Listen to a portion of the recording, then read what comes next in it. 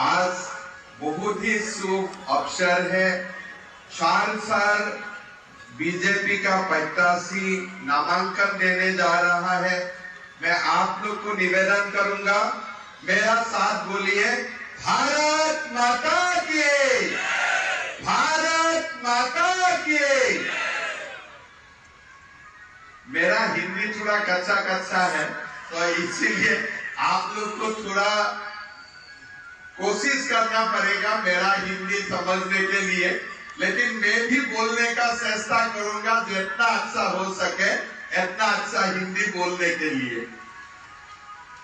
सभा में विराजमान हमारे सांसद सुनीलाल साहू जी, जिला की अध्यक्षा श्रीमती रूप कुमारी चौधरी जी, हमारे प्रत्याशी जुगेश्वर राजू सिन्हा जी, श्रीमती अलका संदकर जी, श्री संपत अग्रवाला जी, श्रीमती सरला कशरिया जी, पूनम संदकर जी, हमारे जो स्टेट का एक्स मिनिस्टर थे, मंच में विराजमान पार्टी का नेतागण, भाइयों बहनों और पिताओं माताओं, मैं आसाम से आया हूं। हमारा आसाम में मां कामाख्या विराजमान है। मैं कामाख्या का धरती से, मां कौशल्या का धरती का सारे जनताओं को नमन करता हूं, वंदन करता हूं, अभिनंदन करता हूं। मैं छत्तीसगढ़ में आया, आप लोग से मिलने का मेरा सौभाग्य हुआ और ये पवित्र धरती में आके मैं अपने आप को सौभाग्यशाली महसूस कर रहा हूं। भाइयों और बहनों, आज हमारा चुनाव भी आ रहा है। 4 साल प्रत्याशी महासमुंद में नामांकन दाखिल करेगा और मैं आप लोगों से अनुरोध करूंगा कि ये सारों प्रत्याशी को आप लोग भारी बहुमत से जिताइए और छत्तीसगढ़ में बीजेपी का सरकार बनाइए। भाइयों और बहनों, आज सुबह सुबह मैंने अखबार में देख रहा था कि राम मंदिर का उद्घाटन होगा।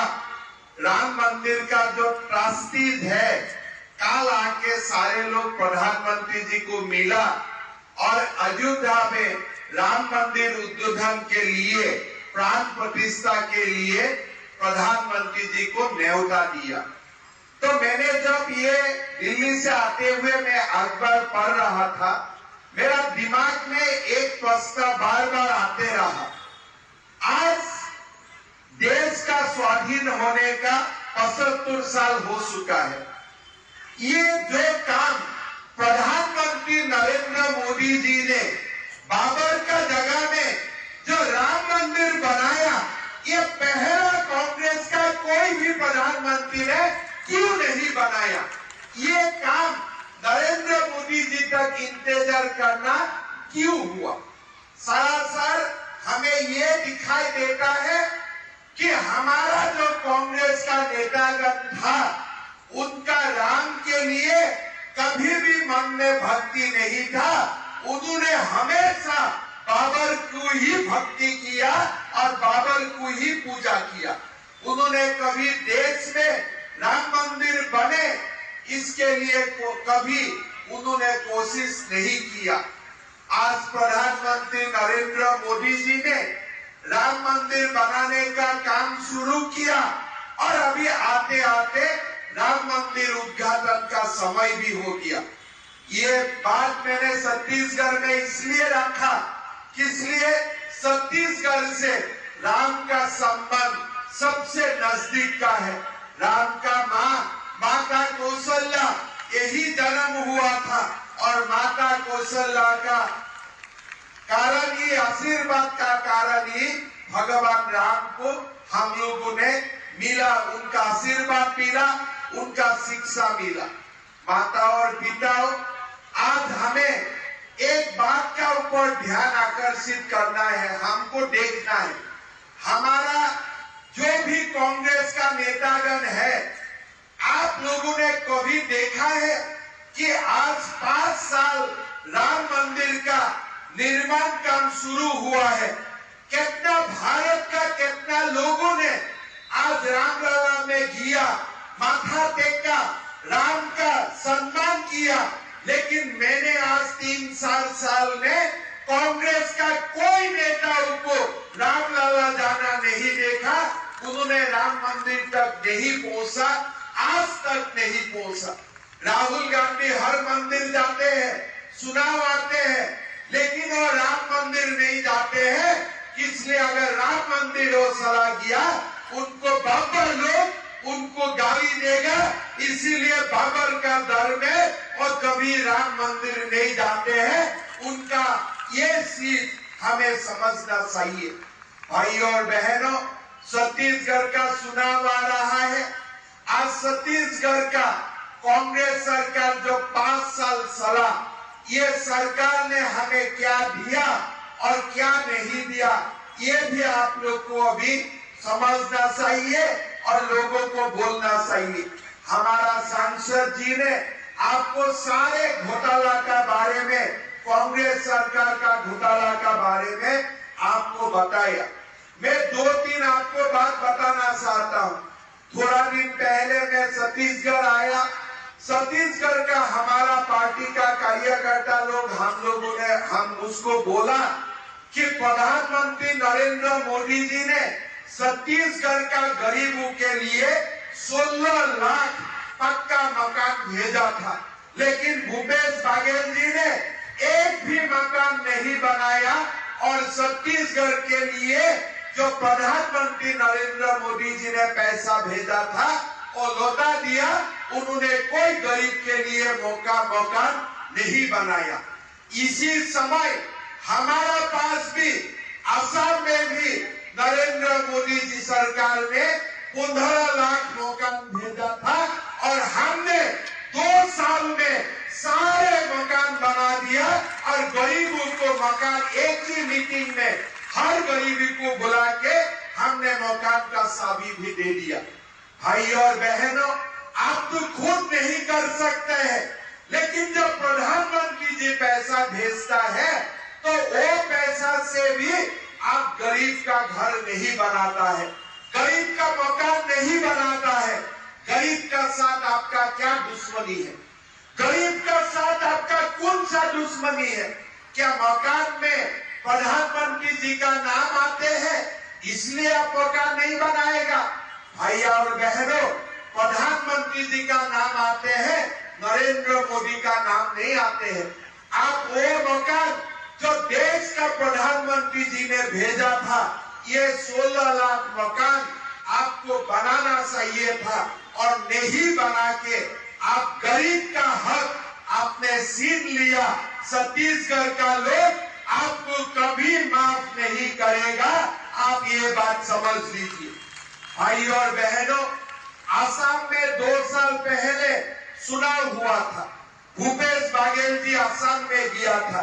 1 महीना तक असम में उन्होंने कैंपेन किया। जब असम में चुनाव हुआ और चुनाव का समय, असम एक छोटा प्रदेश है, छत्तीसगढ़ का लाखों लोग असम में रहता है और छत्तीसगढ़ का ही रामेश्वर टेली आज असम से संसद बन के दिल्ली में मंत्री भी बना हुआ है। जब भूपेश बघेल जी असम में था, उस समय मैंने लोगों को एक वादा किया था। मैंने असम का लोगों को बोला था कि अगर हमारा सरकार बने तो हम 1 साल के अंदर में असम का 1 लाख नौजवानों को मैं सरकारी नौकरी में दाखिल करूंगा। तब भूपेश बघेल जी ने बोला, कांग्रेस सरकार अगर पावर में आएगा हम बेरोजगारी भत्ता देगा। तो मैंने भूपेश बघेल जी को असम में बोला कि आप बेरोजगारी भत्ता का बात क्यों बोलता है? आप रोजगार दीजिए युवाओं को, आप युवाओं को आप रोजगार दीजिए, बेरोजगारी भत्ता का जरूरत नहीं है। तो भूपेश बघेल जी ने हम लोग को बोला था कि 1 लाख नौकरी देना असंभव है। हाँ, मैंने भी जानता था कि ये संभव नहीं है, लेकिन मेरा मन में वो भी था कि अगर नरेंद्र मोदी है तो मुमकिन है, वो बात भी मेरा मन में विश्वास था। अभी आप गूगल करके देखिए, हमारा सरकार का 2 साल हुआ। 10 मई को मैं गृह मंत्री अमित शाह जी को गुवाहाटी में बुलाया। एक ही स्टेडियम में 90,000 युवा और युवतियों को एक साथ बुलाया और 90,000 युवा और युवती को सरकारी नौकरी का अपॉइंटमेंट लेटर मैंने बात किया। आज मैंने बाघेल जी को क्वेश्चन करना चाहता हूं, आप असम में किया था कांग्रेस सरकार लाने के लिए, लेकिन आप खुद बोलिए छत्तीसगढ़ में आप कितना युवा और युवतियों को आपने नौकरी दिया। 20,000 युवक को भी आपने नौकरी में नहीं लगाया, और जो पब्लिक सर्विस कमीशन से जो थोड़ा बहुत नौकरी निकाला उनका भी आपने अपना लोगों का बीच में ही आपने बांट दिया। आपने गरीबों को नौकरी नहीं दिया। भाइयों और बहनों, हमें क्वेश्चन पूछना चाहिए, हमें सोचना चाहिए कि हमें बेरोजगारी भत्ता चाहिए कि हमें रोजगार चाहिए। इसका बारे में छत्तीसगढ़ का लोगों को सोचना चाहिए। भाइयों और बहनों, आज आप देखिए, वो समय जब मैंने असम में बाघेल जी था, वो समय मैंने बोला था कि अगर हमारा सरकार क्षमता में आते हैं तो हम माता और बहनों का बैंक अकाउंट में हर महीना 1250 रुपया डालने का काम करूंगा। वो समय भी उन्होंने बोला था कि यह असंभव है, लेकिन आज मैं गर्व से बोलता हूं कि असम में हम हर महीना हमारा माता और बहनों का अकाउंट में 1250 रुपया हर महीना उनका खाता में डालता। आज मध्य प्रदेश में भी लगातार छत्तीसगढ़ में दारू का दुकान खोला और दारू से खुद पैसा लौटा, उसका आगे उन्होंने कुछ नहीं किया। भाइयों और बहनों, आज प्रधानमंत्री जी ने छत्तीसगढ़ में भूपेश बघेल जी बोलता है कि हम धान का खरीदारी करता हूं। भैया, आप सच बात बोलिए, धान का आप जब खरीदारी करता है उनका पैसा कौन देता है? उनका पैसा कौन देता है? ये हर क्विंटल धान का 80-85% पैसा प्रधानमंत्री नरेंद्र मोदी देता है, आप नहीं देता है। आप धान का ऊपर 600 रुपया देते हो, लेकिन जो व्यक्ति 2000 रुपया देता है आप उनका नाम नहीं लेता है। आप बोलता है ये मेरा राजीव गांधी न्याय योजना है, लेकिन भूपेश बघेल जी, आप अगर सच्चा इंसान होता था तो वो स्कीम का नाम आप नरेंद्र मोदी न्याय योजना देता था। इसलिए धान खरीदारी का 80% पैसा प्रधानमंत्री नरेंद्र मोदी दिल्ली से भेजता है, आप उसका ऊपर थोड़ी पैसा लगाता है, लेकिन सारे पैसा कौन भेजता है? प्रधानमंत्री नरेंद्र मोदी जी भेजता है। भाई और बहनों, आज धान का प्रधानमंत्री जी खरीदारी करता है, खाद का ऊपर सब्सिडी देता है, लेकिन आज इतना यूरिया भेजने का बाद भी, इतना खाद भेजने का बाद भी छत्तीसगढ़ का किसान समय में खाद नहीं मिलता है।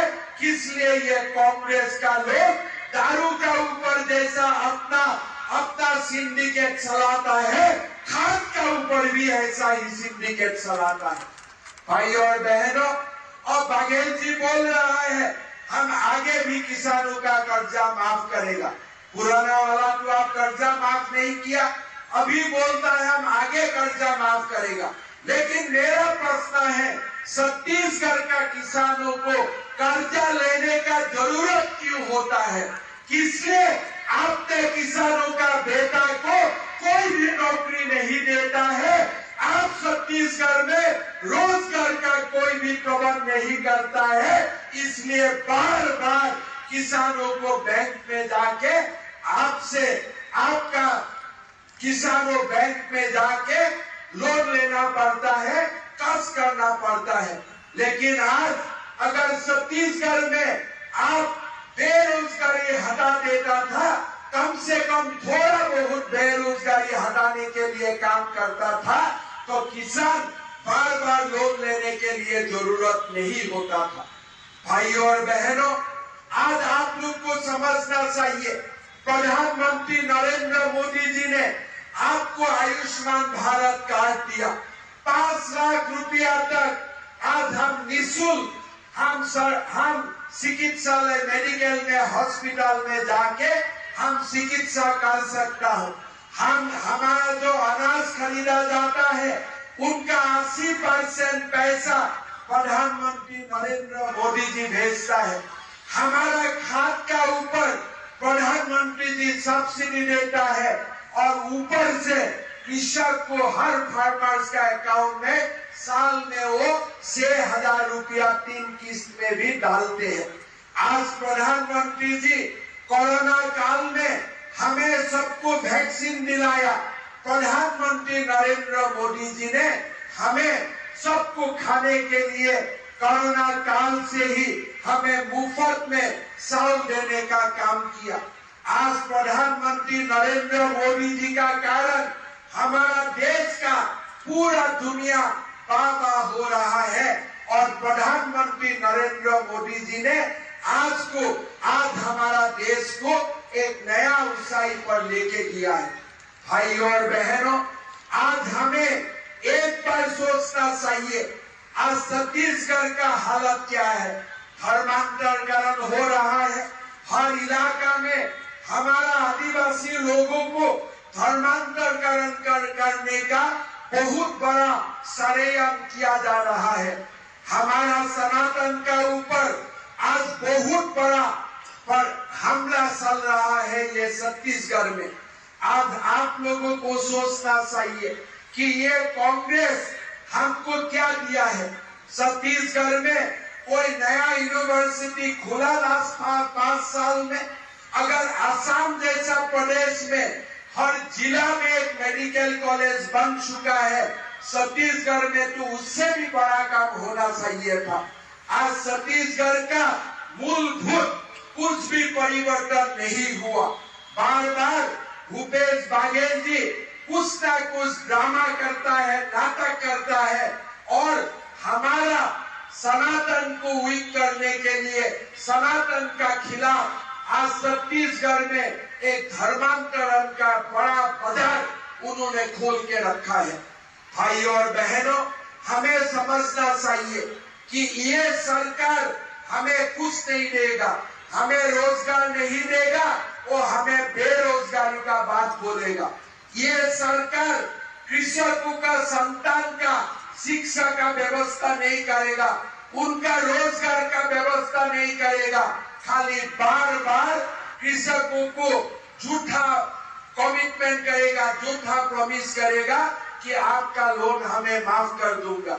ये लोग कुछ नहीं कर रहा है, खाली अपना जेब बड़ा कर रहा है और अपना जेब बड़ा करने का बात छोड़ के वो लोग छत्तीसगढ़ का कल्याण के लिए कुछ भी नहीं कर रहा है। भाइयों और बहनों, मैं आप लोगों को निवेदन करूंगा, ये महासमुंद हो या पूरा छत्तीसगढ़ है, ये छत्तीसगढ़ में दोबारा हमें नरेंद्र मोदी जी का नेतृत्व में बीजेपी सरकार बनाना है और छत्तीसगढ़ का कल्याण के लिए हमें सब मिलके काम करना है। भाइयों और बहनों, हमारा यहाँ में सारों प्रत्याशी आप लोगों के लिए काम करेगा, आप लोगों का कल्याण के लिए काम करेगा। हमारा सांसद जी का नेतृत्व में यहाँ में जैसे मेडिकल कॉलेज का स्वीकृति हुआ है, अगर महासमुंद में हमने सारों विधायकों को जिता दिया, ये जिला का भरपूर काम होगा, रायपुर से भी होगा, दिल्ली से भी होगा, पूरा सरकार डबल इंजन बन के ये महासमुंद जिले के विकास के लिए काम करेगा। मैं बहुत ज्यादा नहीं बोलना चाहता हूँ।